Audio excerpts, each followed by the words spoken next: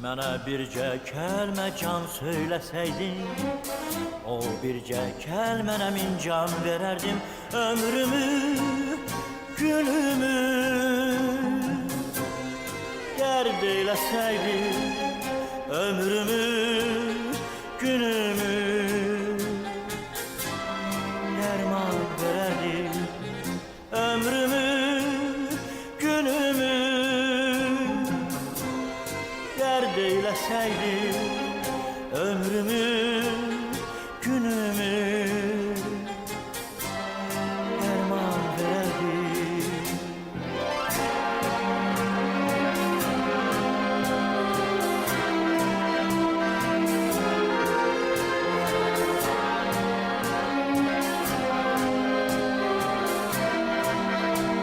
Azerbaycan Radyosu'nun Kızıl Fondu. Bezdirdim qəlbini sədaqətimlə, qaldım həsrətimlə, müsibətimlə.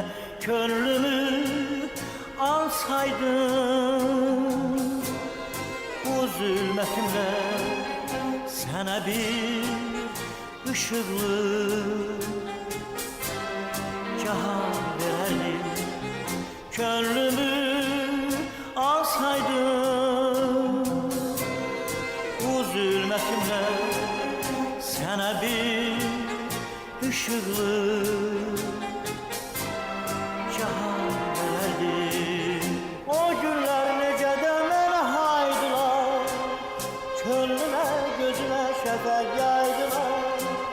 Keçən günlərimi qaytaraydılar, gələn günlərimdən qurban verərdim.